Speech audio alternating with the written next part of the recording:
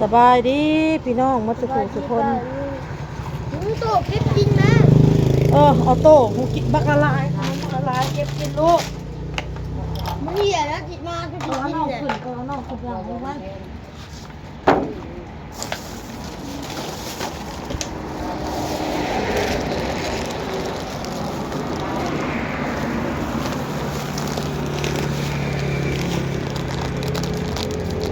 กินพี่น้องขอคลิปนี้กาขอบมุกขอบใจผู้รักผู้ใหญ่แล้วพี่น้องเด้อที่เพิ่นอุดหนุนแล้วเพิ่นเนาะ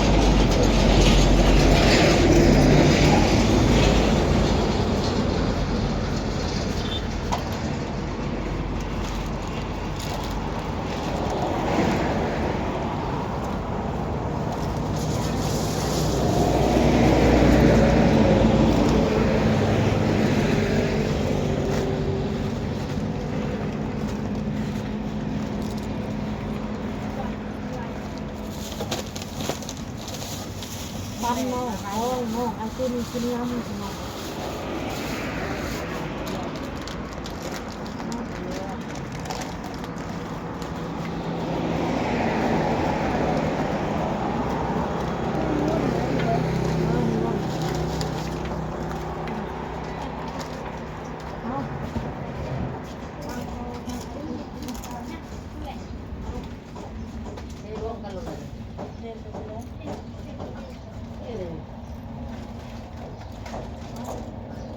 ใจเด้อแม่ที่เหมือนกัน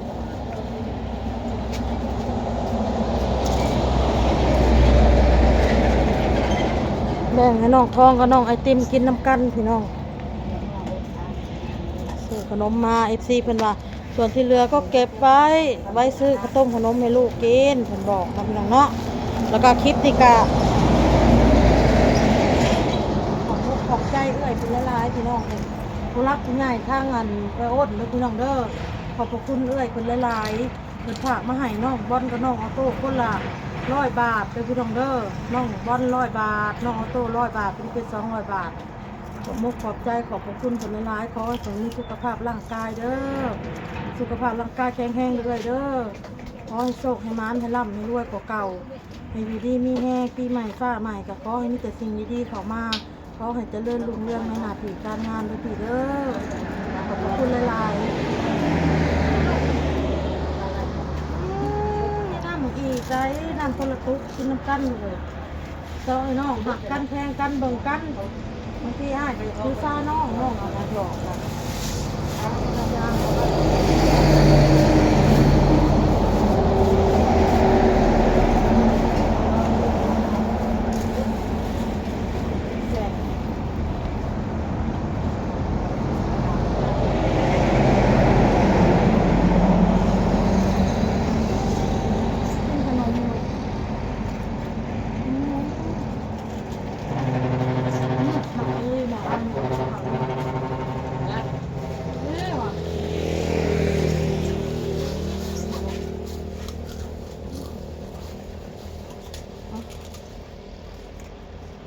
ซึ่งมันเขาโชคไปอ่ะหนูซึ่งมันมีของหอม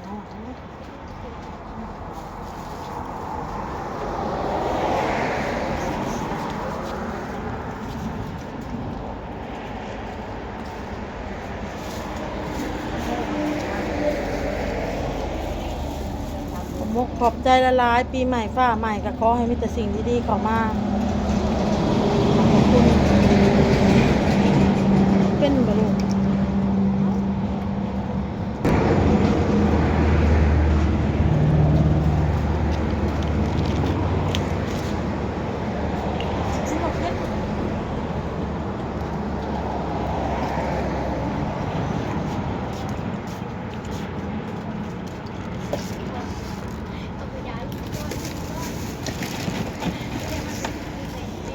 ย่างชิ้นย่าง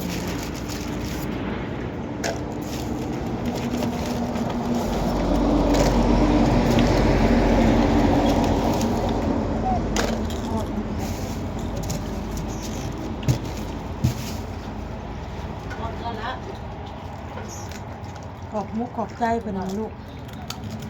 ขอบมุกขอบใจผู้ใหญ่ใจดี มากบใจเด้อบนอาทีนี้ที่ปากกันมาช่วยเอาแม่ของเบิ้นช่วยขนมแม่กินโก้ให้มันสุขภาพแข็งแรงเด้อไปใช้กันให้ปลอดภัยเด้อพอเถอะเด้อกระยาโตเด้อ ตึกเลยละลายตัวเด้อ โตไว้เอาไปจิ้มนั่นแหละ อันนั่นแหละจากความอยากกินงานกับเอาให้กินของข้าของขายกับบริษัทลูกทีเต้าอยากกินกับคือกิน ตอนนี้ชื่อน้ำชื่อเบียร์เบียร์ส่งไปให้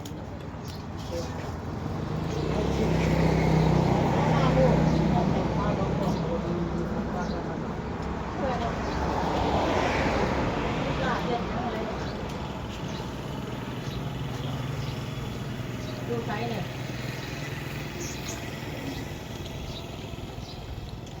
โอ้ยไอ้คำเชเพิ่มคำเชอยู่ปะยังไม่ฮอดลูกปะล่ะ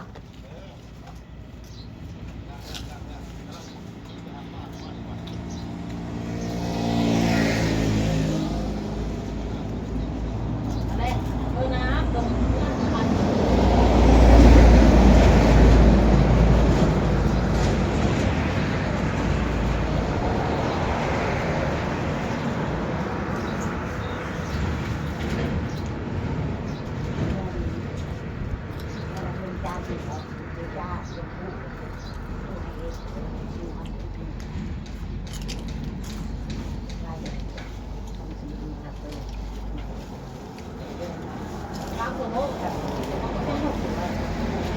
โตก็ยืนกินเลยลูกคือมานั่งกินลูก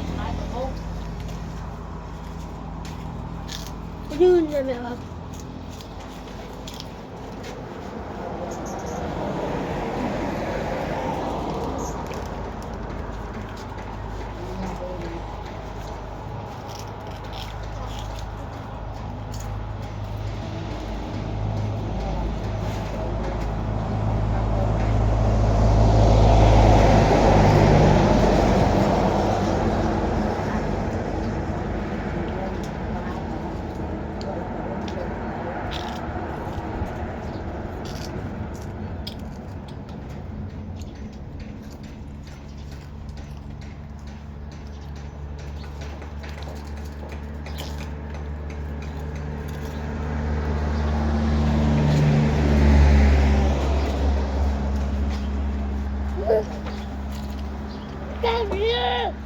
ทุนะพ่อเฮยลูกโตตูญาหน้ามุมตูญาตูญาเหมือนกระดุมเสือตูญาเขาได้ตูค่ะนี่ได้ตูสองมือหรือว่าตูญาเบิ่งมือคือผีเดี๋ยวมือเพื่อนกินบ่น้ำกินบ่ก็บ่น้ำ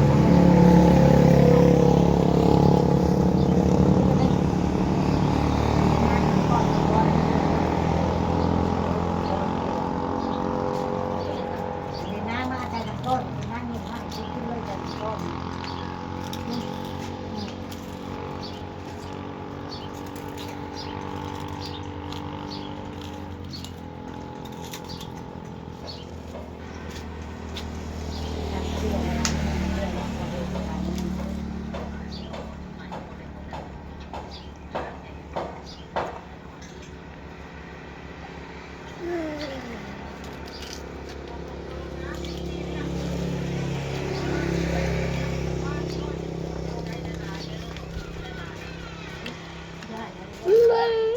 ไปเฮ้ยเรียบใจ ภูมิทั้งภูมิที่บอก ชื่อแล้วค่ะมันโทรศัพท์ค่ะเดี๋ยวส่งตอนน่ะจะมันเป็นจ้ะ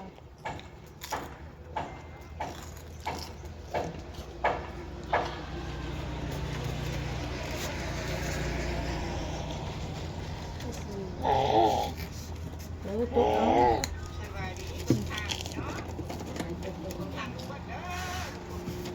เอานั่งให้ลูกเอาโต๊ะมานั่งเลยยืนกินเลยนั่งอยู่เอาค่ะเป็น อ้ยเด็กขี่เขาโตน้อยนะขี่กระป๋องขี่ตีกระป๋องอยู่ข้างหลังโอ้ยเลย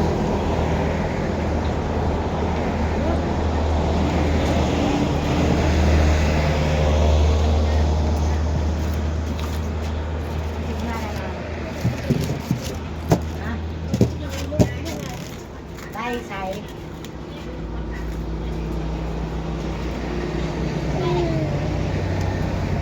ข้าวเป็นหัวข้าวนั่น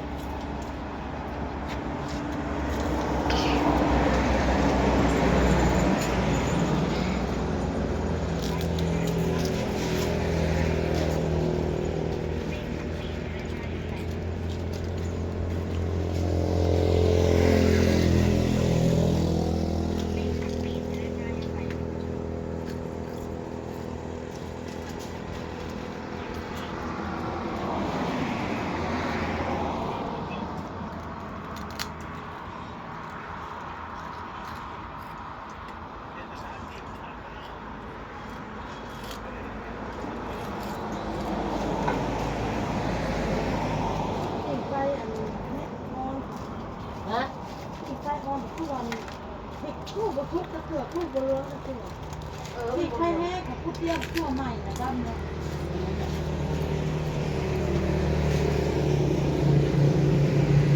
อ้าวคลิปนี้ก็ล่าเลยเด้อพี่น้องเลยขอบมุกขอบใจผู้รักผู้ใหญ่หลายๆที่เพิ่นส่งเงินส่งคำมาให้เด็กๆพี่น้องแล้วก็ขอบมุกขอบใจ FC มัสกูทุกคนเลยพี่น้องเด้อที่เข้ามารับชมรับฟังขอบพระคุณผู้ใหญ่ใจดีมัสกูทุกคนที่สนับสนุนเด้อลาเลยพี่น้องสบายดีบ๊ายบายโตบายมือพร้อมบายบายเร็วๆบังปากค่ะบายบายบายบายบายกันบายกันบายโอ้ไม่ได้สนใจ I love you ด้วยซะ I love you เร็วๆ I love you